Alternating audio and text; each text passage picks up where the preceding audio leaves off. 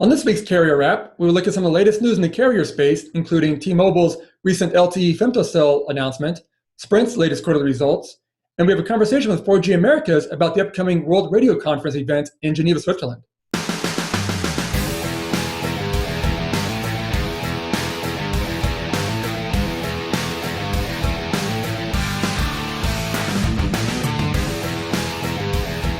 Today's episode is brought to you by Telecom Careers, the #1 global telecom and wireless job board, telecomcareers.net. Hello and welcome to this week's Carrier Wrap. I'm your host, Dan Meyer, Editor-in-Chief at RCR Wireless News.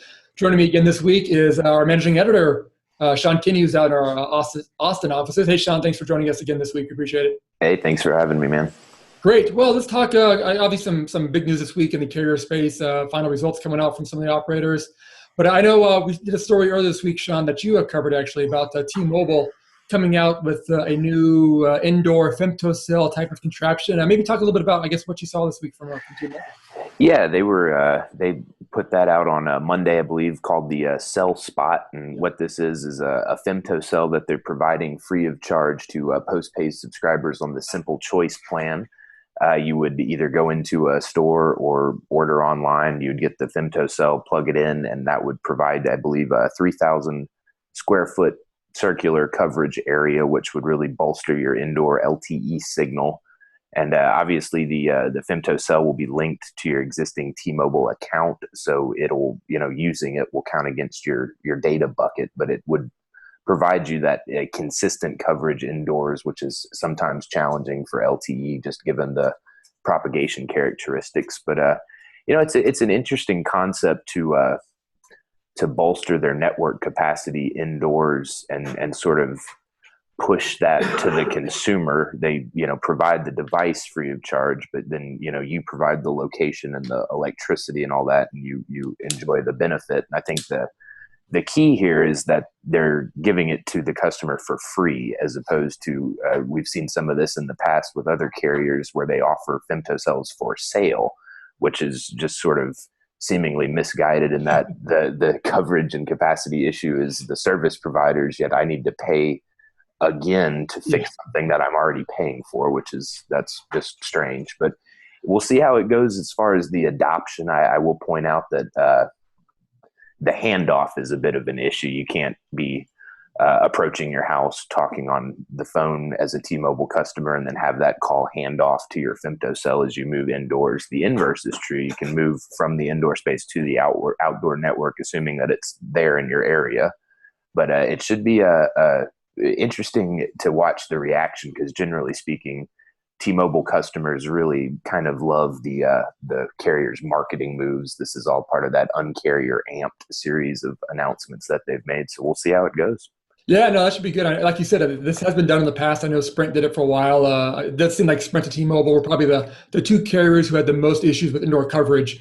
Sprint did it a while ago, but like you said, they did charge customers for the device, which, like you said, doesn't make much sense. It seems to, hey, here's a great device that you have to pay for to make our coverage work. But yeah, it seems like a backwards way to do things. But yeah, that seemed like T-Mobile making a pretty good move here. And again, this seems to build off their previous plan. Also, I think they were providing a Wi-Fi hotspot also indoors for customers too. So, they're being pretty aggressive in, making sure that customers, can stay connected to their T-Mobile services wherever they are, which, like you said, it's a very pro-consumer. It seems like it's a pro-consumer move from T-Mobile. Yeah, for sure. I will be interested to eventually kind of draw a line to the actual cost that T-Mobile's having to absorb in providing that device for free to its customers. I assume that will be something that we can glean from the next quarterly report. I know we just had their most recent, but that's could be a pretty costly investment if you consider how many customers they have on that plan. It's just really a matter of what the response is in terms of the orders. So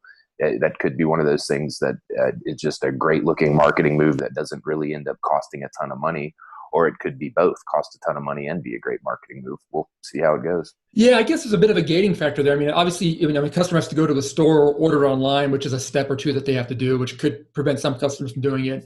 And then once they get it, they have to, plug it in and set it up, which it's easy to do, relatively easy, but there's still a few steps involved. So yeah, I mean, who knows how many people actually take advantage of it, but I'm guessing those diehard T-Mobile fans who, are in those areas where they aren't getting great coverage, it could get some people on there. And so obviously there are costs involved with it, but T-Mobile is definitely, being very, very forthright and kind of talking to the customers and saying, hey, this is an option for you, and come and get it if you want. So we'll see there. And like you said too, with their Un-carrier moves, I know they've been hinting at their next move, which is their Un-carrier 10 move.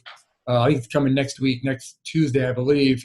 And I think they've announced today that they're going to have a Bruno Mars concert connected with that. So again, they're connecting with the youth out there. I know previously they'd done some work with somebody up there in the Seattle area in terms of getting people out there to see what was going on. But now they're working with Bruno Mars to, I guess, get some hype around their latest move. So again, T-Mobile just being aggressive out there, connecting with the kids these days. So the youth of the nation, right? Yeah. People love that stuff up there. I don't know off my lawn. That's the important thing. That's all I care about. Keep off my lawn, kids. So it's pretty interesting. No, actually, before we get to the sprint results too, I know this week that you were at an event there in Dallas. Maybe talk a little bit about what you saw there. I think it was the HetNet show, but what did you see at that event this week? Yeah, this one was hosted by the Small Cell Forum, Small Cells Americas. It's part of a global series of those events that they do. We covered back in June the global event hosted in London, where they're based. But I guess the sort of consensus among a lot of the exhibitors, presenters, and attendees was that we've sort of crossed that bridge of trying to understand the why of small cell deployments, and now the emphasis is going to be on the how. How do we scale up the deployment process, which is, as it relates to small cells, it's interesting because it's inherently challenging to develop a global process that could apply the exact same way to every deployment, when by its very nature, each small cell deployment is totally unique. So one of the big challenges here is understanding how to navigate municipal concurrency in terms of planning, zoning, as it relates to site acquisition and placement and fiber and power access. So when every city around the country has a different set of zoning and planning regulations, how do you create a process that uniformly applies to all of them? And there's a lot of work going on in the background on the regulatory side regarding that. And I think we'll eventually see out of some of the working groups model ordinances, for lack of a better word. But there again, we are talking about metropolitan areas and smaller cities all across the country. So then you get into this huge market education issue. It's not like you can just develop a model ordinance and assume it will be adopted. You have to go through that outreach, and as the machinations of government spin, that could be somewhat of a protracted process. I think the other thing that I really took away from it is that we're going to see a huge growth in enterprise small cell deployments to bolster coverage and capacity for small businesses, medium-sized businesses, which is it's a good move because so much of the small cell investment we see is on the carrier side. In this regard, though, the carriers are going to be out of the equation, and these enterprises are going to be deploying their own infrastructure, then tying it into the carrier's network. So that kind of moves the investment from one to the other, which I think we're going to see a lot of movement around in the coming year.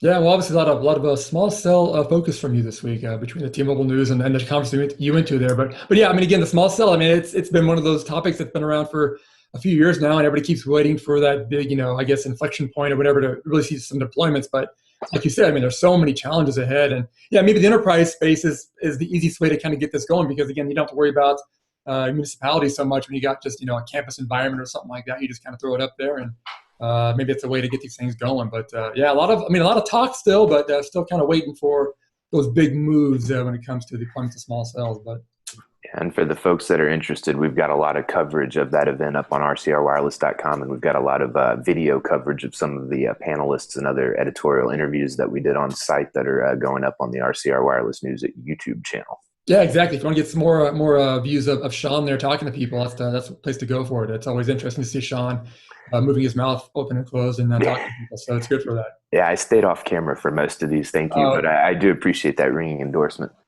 It's good. I got to say it's good. So, well, anyway, also this week, Sprint announced its results, and that was kind of the last of the big four carriers to announce the results. And, not a lot of surprises there. I think, Sprint did manage to show some growth, at least in the terms of the high value phone postpaid customers.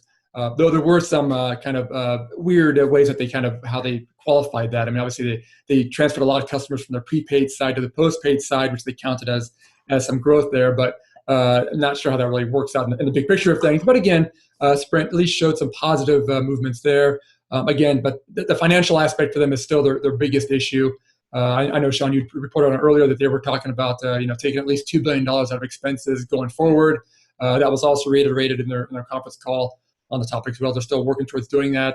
Part of that obviously is going to be job cuts. I know you, again, Sean, you did a good story, I think the past couple of weeks about some of the movements they're doing at their headquarters to eliminate costs in terms of the workforce and even garbage cans and things like that. But they're doing a lot there. And again, they're looking to make some cuts there. A report came out today. I think someone had spoken with the Sprint CEO about when those cuts might begin. I think he'd mentioned January 30th could be, we'll start seeing some of those cuts get from the workforce at least begin. So again, the Sprint results, again, a work in progress for this carrier. I mean, I know analysts seem to be getting somewhat frustrated. Even those analysts who are very pro-Sprint are still seem like they're getting a little bit tired of having to kind of always be cheering for them. And obviously, there's just so many issues going on there still. And it's just a nonstop story with Sprint about how they're going to turn this thing around. And they've got pieces in place, it seems like, to make it happen. But they actually have to at some point make this work. And while they're still being challenged, I mean, T-Mobile's still growing, Verizon's doing well, AT&T's doing well. So it's definitely a difficult time for Sprint at this point. So we'll see how that kind of plays out for them going forward. But at least we got some numbers from them this week. So Dan, what do you in terms of Sprint majority held by SoftBank in Japan? What is, from your perspective at least, SoftBank's long-term appetite for just this kind of at this point 2 years of one-way investments? They're just sinking money into Sprint and have been for some time. I mean, do you think that's something they're prepared to keep on doing for an indefinite horizon, or do you think they at some point will start to maybe put feelers out for a possible purchase? Yeah, that's a good question. I mean, I think the feelers are out there on a nonstop basis. I think, but the issue is SoftBank's chairman there, Masayoshi-san, he's a proud person. And I don't think he's one of those guys who's going to admit that he's wrong.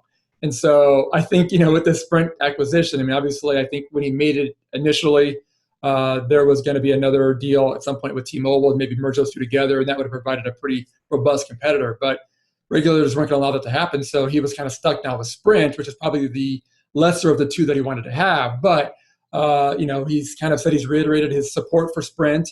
He's definitely throwing some money that way, but with conditions on that money. And so, I think it's, I don't think it's a long-term, he's not going to keep throwing money at this company. And I think Claré's coming there to kind of really, turn things around. And, I think they've got the pieces in place to do that. And I think SoftBank is hoping, another year or two perhaps and get things turned around. But that's going to be tough. I mean, I don't know. Again, I think he's a proud man who's not going to want to admit that he made a mistake here. And it's a big, it's a $27 billion investment. And then on top of that, the money being thrown at it too. So that's a good question. I mean, every year that this drags on, that's going to be a louder and louder question from analysts and investors, or what's the long-term play for Sprint. I mean, they've got, the spectrum that they control is worth a lot of money. I mean, if you liquidate Sprint at some point, I guess you can get some value out of it there, but who knows? I don't know what the plan's going to be there, but that's a good question. What do you think? I mean, what's from your point of view? I mean, obviously, I think you've got a different view on this than I might, just because I'm an older gentleman who's been following this for way too long. What's your view when you kind of see what Sprint's been up to?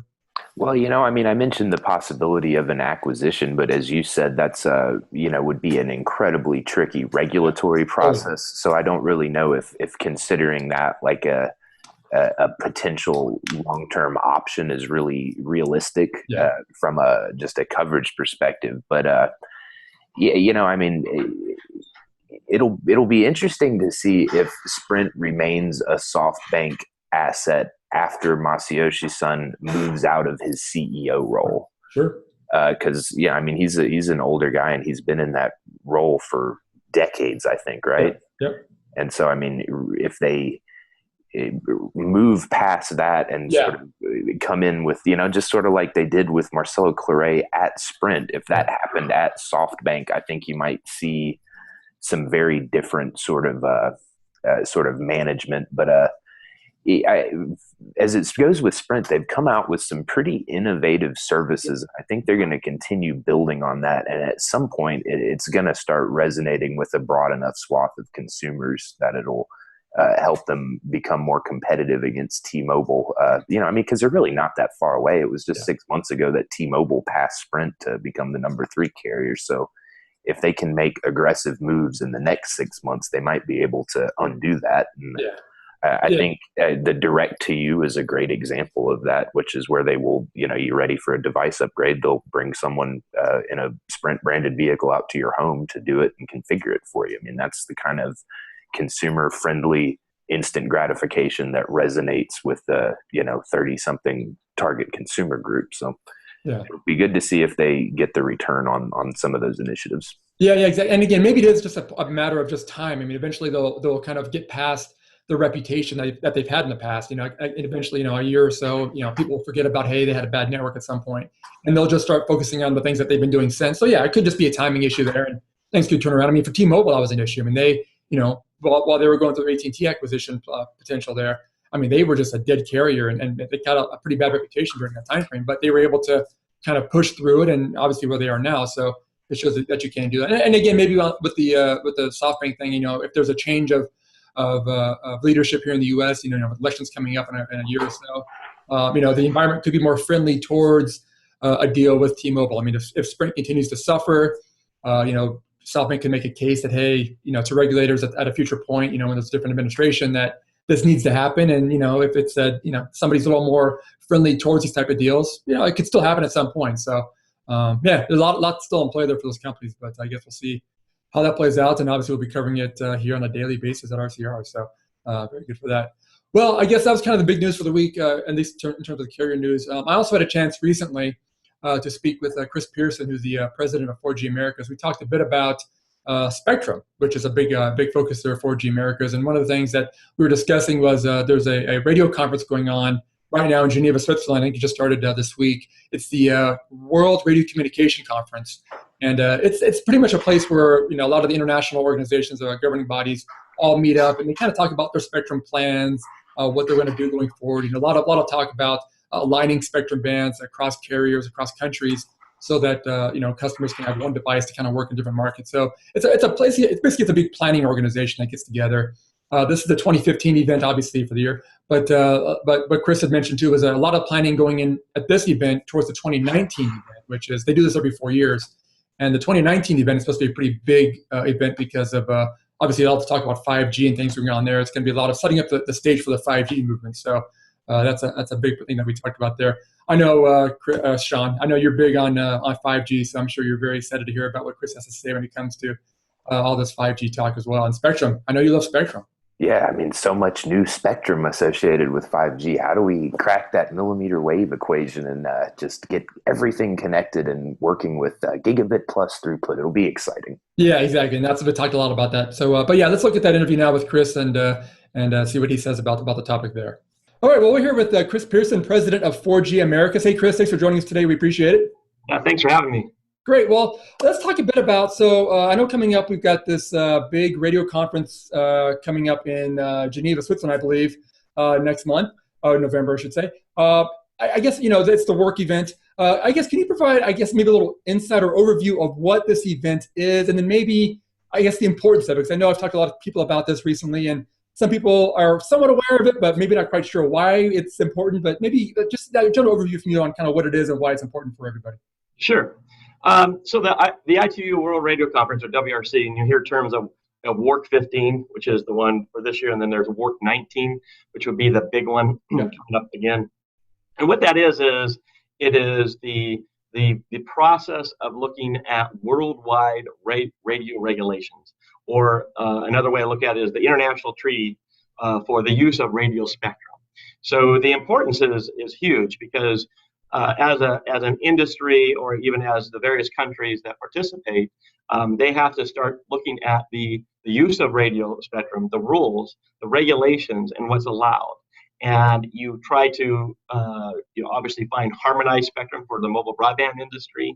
You try to find agreement as far as what's used or able to be used in certain frequency bands, and then even looking at what are the radio regulations under a band today, and how that could be changed to support an industry that's growing like the mobile broadband industry. So it's hugely important. WRC-15 this year has a lot of items under agenda item, I believe it's 1.1 regarding mobile broadband spectrum. But additionally, they're going to be looking to identify the higher band spectrum that we would consider to be like higher band spectrum for 5G that needs to be studied before WRC-19 happens.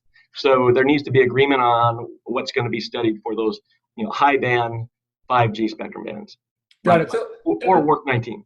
Okay, so WRC-15 is almost really like the setup for WRC-19, because again, obviously the 19 one is going to be really focused on 5G, because by that point, and we'll talk about this later, but by that point, 5G is supposed to be a little more solidified in terms of standards. So is 15 really kind of almost a setup for 19? So we shouldn't expect too much from 15? Well, actually, it's both. They're actually going to be looking at and hopefully coming to agreement on some additional spectrum at WRC-15 for the industry, for the mobile broadband industry. In fact, there was a report that they did to help all the administrations around the world understand what the needs are of the mobile broadband, growth rates and things like that. So the part of this meeting will be about looking at, or having those bands be repurposed for mobile broadband. And then the second part that would be important for us would be to actually come to agreement on what needs to be studied, which would be considered for 5G or some of the higher spectrum bands that are being considered. Got it. Okay. And just as an example, the U.S. has put out to CTEL, the Organization of American States, which was preparing for the WRC meetings. They had contributed 5 high spectrum bands to be studied, and then out of CTEL came an agreement that there would be 9 that the CTEL organization would be wanting to be studied. So, and then when you get to the WRC-15, that's when they come, they have to work with all the other administrations and throughout the world to try to find out what the common bands to be studied would be. Got it. I mean, is this becoming more difficult? Because again, like you said, we are getting to a point where it's getting more difficult to find spectrum to support mobile broadband. I mean, obviously all the easy stuff has already been used, and now we're trying to get a little more creative and upper bands, or trying to repurpose and refarm and incentive auctions and whatnot. Is it becoming more difficult now to really kind of get this harmonization? Because like you said, I mean, harmonization is an important part of this. I mean, that makes it easy for the equipment makers to put out equipment there for roaming, different things like that. I mean, is this becoming a bigger challenge? And how is the industry able to kind of, move forward on this? Because it does seem like it's becoming a bigger issue nowadays. Yeah. So, it's kind of the challenge and the opportunity of it all. Our industry, according to the Cisco statistics, is growing on 57% per year on a global mobile data demand. So you see that the challenge is finding enough spectrum out there, and there's just not a lot of spectrum that's sitting in the cupboard, as we say, waiting to be utilized. It's typically a repurposing of spectrum. Yeah. That's why it makes these WRC meetings in both WRC-15 and WRC 2019 extremely important to identify and come to agreement on what we can utilize. Another important item that that gets discussed at WRC will be understanding what the parameters of the use of the spectrum and how it can be shared. Mm-hmm. So I think we're coming into an era where it's not easy to get global harmonization. It's not easy to find additional spectrum for our industry, and so we both need to look at the traditional ways that we've always done it, but we also need to look at the other ways, non-traditional, and that's why I think the agenda item to identify higher spectrum bands, which typically, again, it would be non-traditional for our industry, is really important, because then we'll have between WRC-15 and WRC-19 to hopefully study specific high spectrum bands that could be harmonized worldwide for 5G. Got it. Well, obviously those higher spectrum bands are almost like at the on the top shelf of the cupboard, if we could say, way up high. You can almost reach them. They're up there, but you need to get them. But got to get them. No, I mean, it's. I think we're going to see. Obviously, LTE and LTE Advanced provide this mobile broadband foundation for a long time. But when you start looking at what is being recommended by 4G Americas and other associations, high spectrum bands are going to be looked to be utilized, and a radio interface will be created or invented to basically utilize those efficiently. Yeah, yeah. And you mentioned the sharing aspect too. I mean, and the repurposing and refarming. It does seem like, at least North America, and more specifically the U.S., is maybe one of the leaders in terms of really looking at these opportunities. And obviously with the incentive auction coming up in the U.S., I mean, that's a really unique way to kind of get current spectrum holders, television broadcasters, to give up spectrum for use in mobile broadband. It seems like, at least the U.S. is, often looked at by a lot of European and Asian countries perhaps as being behind the curve. But it seems like in this instance, they're somewhat forward-looking when it comes to at least trying to find different ways to really free up new spectrum bands. Yeah, I think if you look at the upcoming incentive auction and the entire process from A to Z, I think most of the world is paying close attention to that because in many of these countries, they have similar situations of trying to understand how to work with incumbents that are utilizing their spectrum and how to also create an environment that allows the mobile broadband industry to grow. So I think most of the world will be watching closely or has watched closely and will watch till the end to see what the processes that are involved and the outcomes. And so I think it's great to show the leadership to the rest of the world. And I think we're hoping for a positive auction result. Yeah, and no pressure on the FCC with this at all. I mean, obviously, this is. I've talked to quite a few people the past couple of weeks. A lot of DC lawyers and stuff who are working on this, and the complexity of this situation of this auction is just it's mind-boggling. I mean, what they're going to be doing, and obviously they got the smart people working on it, so I'm sure they'll be fine. Yeah. But what they have to do is going to be amazing. So that will be fun to watch. That's for sure. Yep, and the world will be watching, and so will 4G America. Yeah, exactly. But we're hoping. I think the FCC has done a lot of hard work and heavy lifting to make this a success, and so we're hoping that it's going to be a success for for the FCC and for the users in America. Yeah. I don't know, Tom Wheeler, the chairman of the FCC, has already said too that this spectrum is going to be great spectrum going forward for almost like a base for 5G technologies, really, and almost how like 700 megahertz, at least in the U.S., was a base for the rollout of LTE. It's almost looking like this spectrum here, 600 megahertz, could be a good base for the next movement too. As we look at 5G, obviously, like I said a little bit earlier, I mean, people do look at the U.S. as being perhaps behind a lot of times, at least when it comes to 5G. I mean, I know there's been a lot of announcements out of Asia and Europe about their work that they're doing in terms of advances in 5G. Obviously, we're still waiting for standards on that. But I guess what's your view on where the Americas are in terms of playing in this ecosystem? Because again, we're going to be a big part of this. How do you view the U.S. and the whole Western Hemisphere really being as part of this ecosystem right now?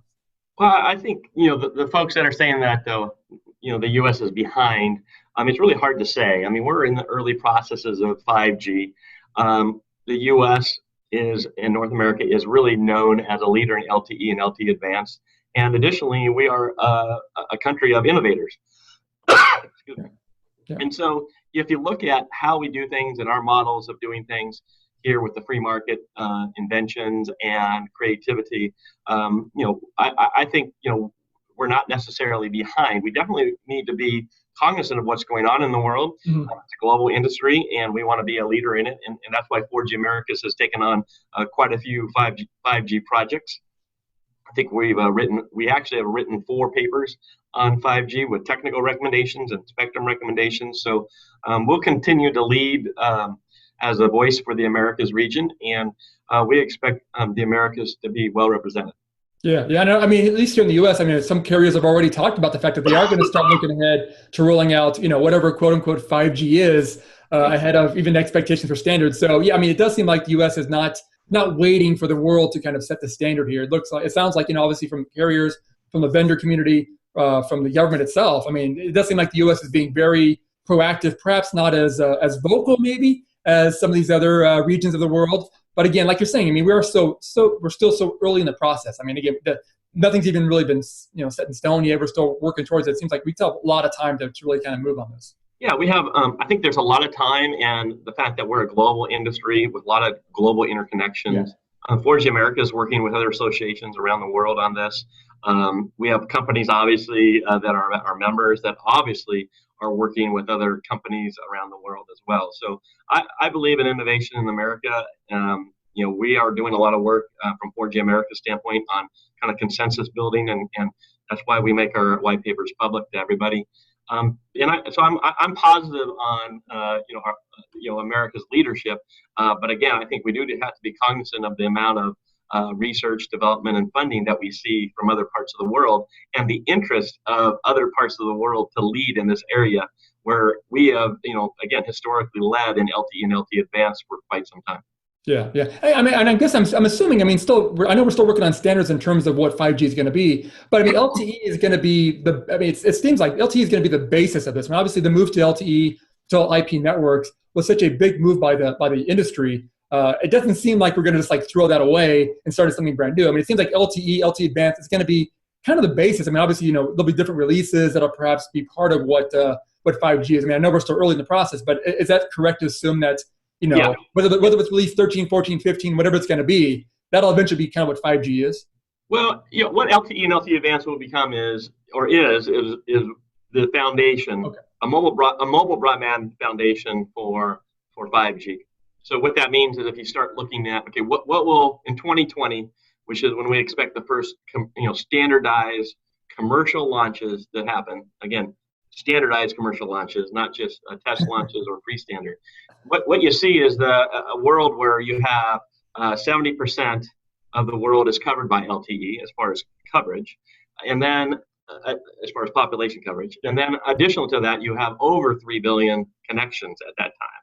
So you'll see that there'll be plenty of connected users using LTE for everything in their lives, and then on top of that, you start seeing again the menu of 5G technology features available to carriers, who will then choose what they want to deploy as far as their 5G deployments. But yeah, LTE will not be a forklift takeout. It will be, again, a foundational part of what 5G will offer. And so we're very bullish, very positive on what LTE is going to do. There's a technical roadmap in the future that is just amazing when you start thinking about, again, creativity and adaptability and innovation. You're going to see it in LTE Advanced because we're real close to seeing some of those things deployed, and there's a lot more in the standard. Yeah, makes sense. So obviously all those carriers that are still rolling out LTE, I mean, I was just at a conference recently, a small carrier conference, and a lot of those guys are still rolling out LTE in their networks, and those guys don't need to start worrying about ripping that stuff out at some point. They can have that there. It's going to be there for a long time. Support will be there. And 5G will almost be a different layer on top of what's sort of been put out there. That's our expectation. I mean, right now we're at 427 commercial LTE launches around the world, which is just fantastic. And of those, we have 91 that are been deployed LTE Advanced features. So we're just at the very beginning even of what LTE Advanced can do. And so yes, that LTE and LTE Advanced are going to be around for a very long time, even as 5G is overlaid into the marketplace. LTE and LTE Advanced will be there. Very interesting. Well, that sounds like hey, Chris, we definitely appreciate the insight on this today. Obviously, with the work event coming up, and also with 5G being at the top of a lot of conversations. I know, like I said, I was at a small carrier show, and I was surprised by the amount of 5G talk, considering these carriers are still struggling with 4G to get that out there. So, but again, it's everywhere. So it's good to get some insight from you guys on that. Always good to catch up with you as well. We definitely appreciate the time today on that. All right, thanks, Dan. We really appreciate it. And 4G America is really working hard to be the voice of the Americas on 5G, and we're going to continue our work. And we really appreciate the correspondence with you about these types of things.